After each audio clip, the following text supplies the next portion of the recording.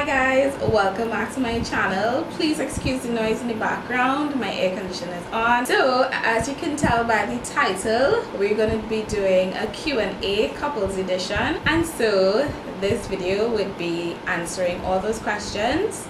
So thank you all for those. Thank you to all of you who submitted questions. Look out for your shout outs. So without further ado, let's go. Can we do that? Can we do it?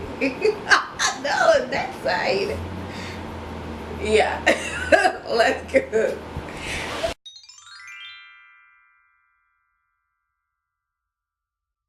So the first question was submitted by Crystal. She asks, is marriage for everyone? It could be like that. Alright. Hi Crystal. First of all, marriage is not for everyone. There are a lot of people that love the single life and love doing and being on their own. Well, my take on it is, as he says, marriage isn't for everyone.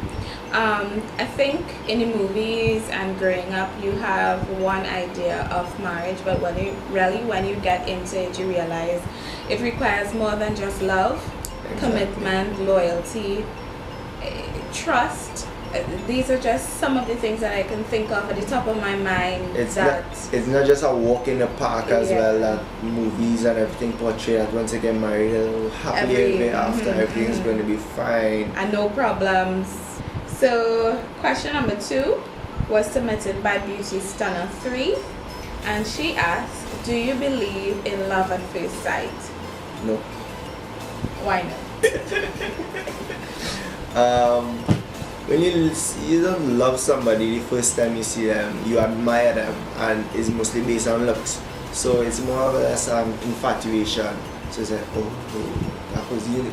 It's not like movies and the lights like shine out the side of them, and you're like, I'm in love. So it's either a crush or infatuation, and you admire the person at first sight. I think the same thing, because I remember when we first saw each other, we liked each other, but it's only when you speak to the person and you get past the look and you get to really know the person, then you would be able to know. Yeah, I could fall in love with this person. And as we're talking about that, you have a pretty face but bad character. Yes, and some people may have a nice outlook, but when you get to know them, their character is not something that you want to be a part of. And the person, and vice versa as well. Yeah, so, the person may not be the most beautiful, but they are the nicest person around, person that you look for the qualities, and they have the qualities that you look for in a person. Okay, so this next question was submitted by Sally May TV. Hey girl, hey! And she asks, when you meet terrible guys, how do you stop yourself from giving up on love? That's what you answer.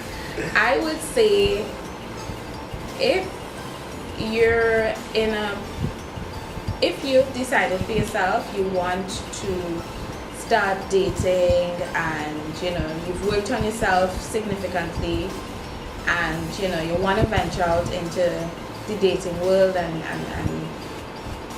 just putting yourself out there, I would say make a list of what you want in a guy in terms of personality and the traits you want in a significant other. Make a list of that, and when you start meeting new people and you start interacting with them, ask personally, don't be direct, but ask questions that will allow you to get to know who this person really is, and don't waste your time. If something rubs you the wrong way, trust your gut, trust your intuition, and if it just don't feel right, just one key thing, Sally, is with guys, the first thing that you must try to do is try the route of a friendship first. Because in a friendship, you actually see how the person is. The key to surviving or not giving up on love is to love yourself and know your worth. Yeah. Right? Know exactly what you're worth. Yeah. Don't let anyone ever take that away from you. And you will see things become easier. You'll accept less BS. And you move on quickly. Yeah. Don't stick around. If a guy shows you who he is, take it for what he is showing you. Don't say, I know women like to have like a project to work on. Finding a guy as a project, if he shows you he's a nasty person, don't even bother to do a second date. Don't even bother to have a next conversation. Just scrap that and move on. And in terms of not giving up on love, just, yeah, as he says, know your worth and know what you want and things that you do not want. So similarly with the list of things that you do want, write a list of the things you absolutely will not settle for. How do you know if your man is lying to you? This was submitted by makeup addict Elena. I want to hear this one, so you had an answer. Intuition, as well as, well, for this one I can tell when he what? I do that. Case in point. You must know the person that you're with, and if they on crap, you will know. You will know. They just have that feeling. As women, we blessed with intuition. Trust your gut. Jessica Bell submitted 3 questions. Hey girl, I just did a collab with her, so I'll link it down below or even on the card up top. And she asked, number 1, how is it finally being married after all the drama of planning a wedding? The first day, the first night of our marriage, I was like, okay, it's done, we're married. Yeah, it flew by, so quickly. Fast. Right. Everybody really said it's gonna be like this, and it really was. For all the months of planning, and it's like that. Wow, it's done. Yeah. We married. Like I wanted a do-over. Without spending any money, of course. But I wanted a do-over, like, yeah, so yeah, after all the drama, the excitement is still there. You know, you're being married, you're getting accustomed to being called husband and wife. Yeah, all those munches, just like that. I'm just happy the planning was over. Well, you didn't do much. So Alright, also Jessica asked, do you feel different now that you're married? Yes and no. Yes, because we got to know a lot more about each other. Alright, no, because the interaction between us was the same. Alright, and yeah, the interaction between us was the same. We didn't change after we got married towards each other. We continued being friends at the end of the day and looking out for one another, supporting each other. Yeah. So the only thing that really was different to me was everyday living, in terms of you have to get accustomed with this person in your face all the time. That's the only thing to me. We have to say it like that, in your face all the time. Well, I don't mean it like that, but this person, you're living with someone else and have them there 24/7. Okay, for me, yes and no, because we've been friends for how many years? Some years.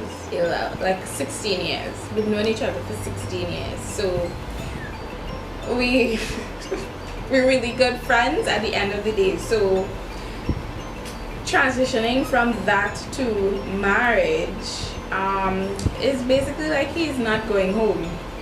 That's it. He's not going home. That's the only thing. We in the same space all the time, except like when we go out separately or go to work. But more or less, it's like your best friend lives with you. who happens to be your husband. It's, yeah.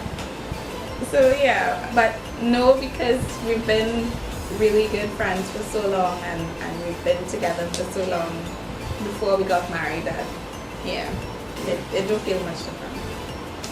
And her last question is, what should you expect after being married? I would go first.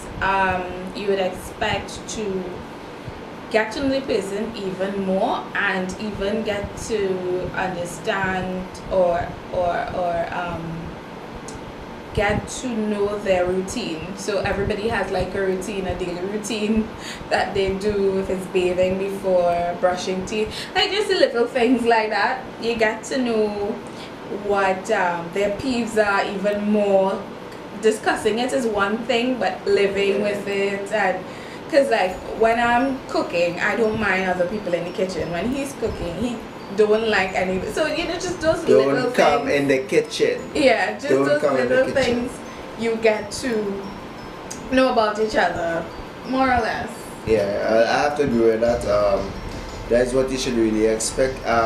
Getting to learn the person pet peeves he likes. Nelly B asked, "Hey girl, did the mother-in-law try to act a fool during the planning?" I could answer, my mother-in-law didn't.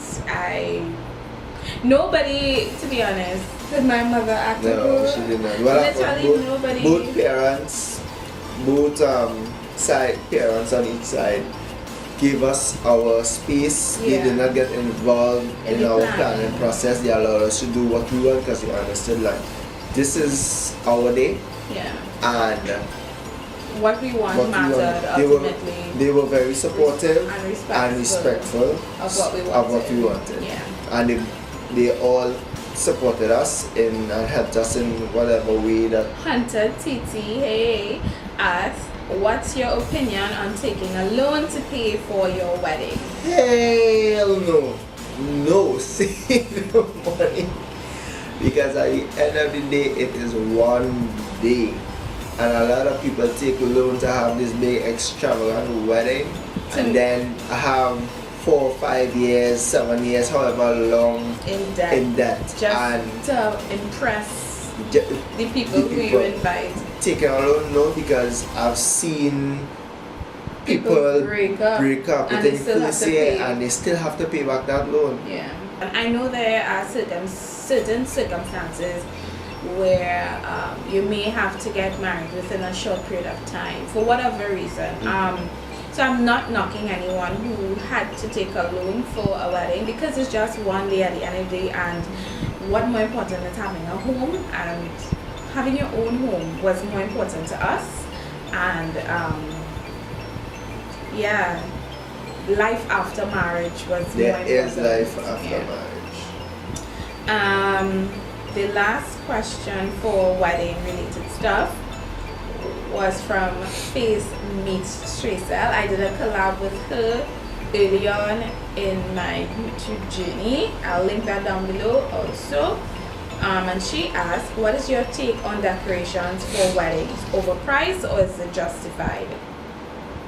Overpriced. Everything for a wedding is overpriced. Like everything. A lot of people, when they hear a wedding, they go from 10 to 100 real quick. So this is a very long question. They asked, so I happened to meet this person. One of my friend A has a friend named B. So B has had an interest in me for approximately 4 years. However, at that point in time, I wasn't really into anyone. The long story short, if the person takes too long to reply, I'm sitting calculating the amount of time that the person doesn't respond. This is ridiculous. Every time I think about the person, I'm getting extreme butterflies so much that I'm feeling extremely upset. It sounds like you really like this person, right?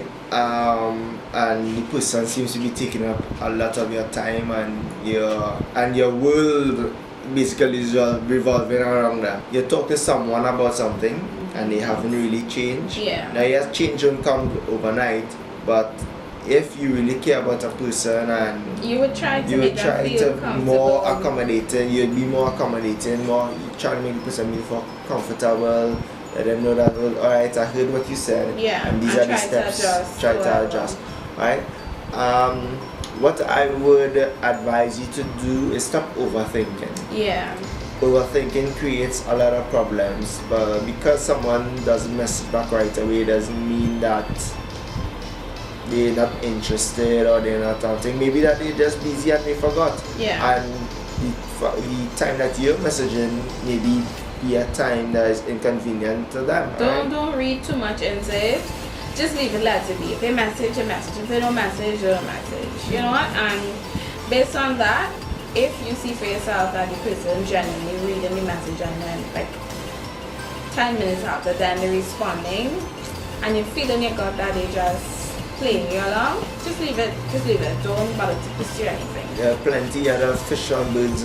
There are plenty other fishes in the sea and birds in the sky, you know. Alright, so stop overthinking. Yeah. What is to be will be. Yeah. Okay, so without me rambling on and on, thank you all so much for checking out this series. It was an absolute joy for me to do these videos because I absolutely loved wedding planning. I love planning in general. So